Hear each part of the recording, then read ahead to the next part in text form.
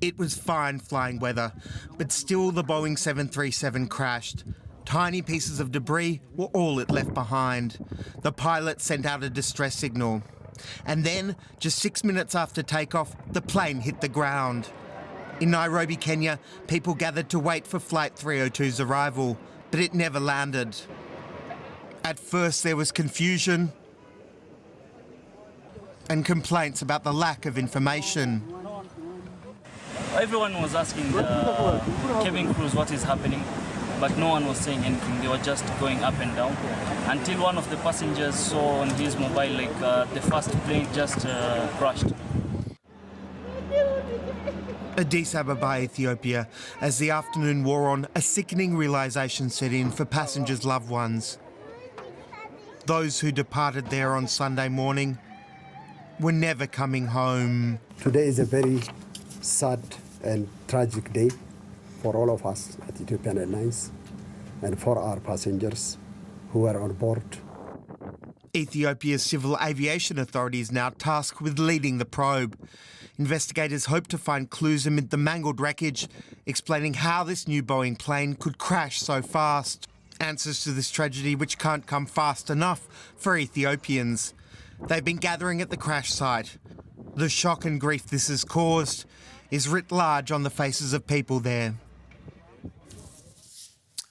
Well, our correspondent Melanie Kerr-Debal joins us now from Nairobi, where that flight was heading. Melanie, good morning to you. Details have been emerging of who was on that flight. What do we know this morning?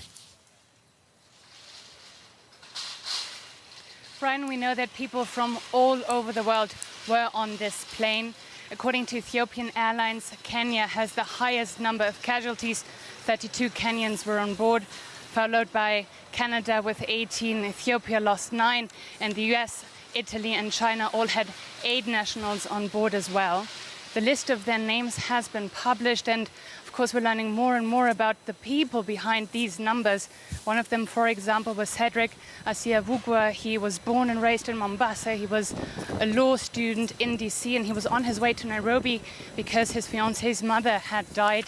Someone else was an Ethiopian aid worker called Tamrat Mulu Demisi. He was working with Save the Children, and his colleagues described him as someone who tirelessly worked to save vulnerable children in humanitarian crises.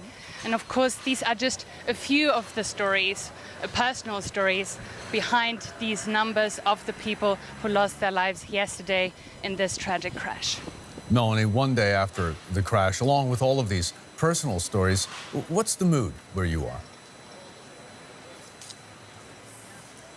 Well, I'm here at the airport. This is where flight ET302 was scheduled to land yesterday at 10:30 in the morning. This is where relatives, family, friends, colleagues had all been waiting for hours for a plane that never arrived. Hundreds of people gathered here yesterday.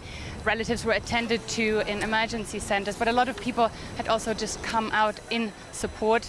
Today, the mood is sad. The airport looks a lot more quiet than usual. I've been talking to a few people who said that they're more anxious than ever, waiting for their loved ones to arrive today. We do not have confirmation yet, but it looks like the president himself could be heading out to the airport today. I've been seeing military and ceremonial uniform. While in the meantime, on social media, there is an outpouring still of messages of condolence, and you can really feel that the entire country, all of Kenya, is mourning. DW's Melanie Kerr-Debal for us in Nairobi at the airport where that flight was headed. Thanks so very much for that, Melanie.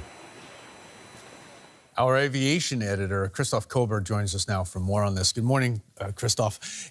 China has decided as a result of this crash to ground all of its 737 MAX 8s.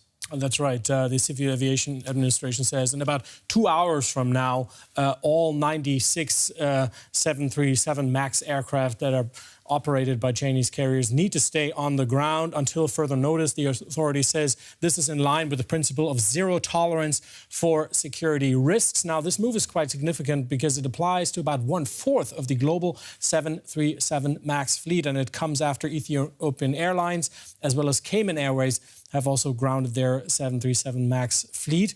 Meanwhile, Boeing says it has no new guidance for the operators of this aircraft. Okay, so safety is, of course, important for Boeing, isn't it? And the airline type, the Boeing 737, is a workforce for so many airlines around the world. What can you tell us about the MAX 8 version? Well, it's a new generation of this type of plane. It's Boeing's fastest-selling plane. About 350 models are in operation right now. More than 5,000 have been ordered because it's supposed to be more fuel efficient. It also features new software. So it's somewhat represents not only the future of flying for Boeing, but also the future for the company. Now, this is the second time this exact same type of aircraft has crashed. We saw Lion Airlines about, 4 or 5 months ago.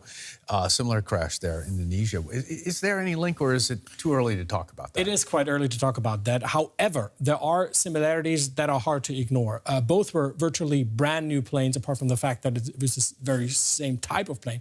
Both brand new, both featuring problems or facing problems in the same stage of flight right after takeoff. And although we should not jump to conclusions, there are some indicators that both planes behaved similarly right before the crash. And this is raising eyebrows among experts. And we will know more once we have the black box, the voice recorder. The search continues for that, right? That's right. The intensified search for these two devices, because the flight data recorder as well as the voice recorder from the flight deck, they report hundreds of sets of data, and they can even withstand, really hard impacts, as in this case happened, crashing into the ground with flight ET-302. So once these devices are recovered, which hopefully will happen rather quickly, then, investigators can paint a rather detailed picture of what happened on this flight. And Christoph, we'll have more from you later in this hour on this story, right? That's right. Christoph Kober for us. Thanks so very much.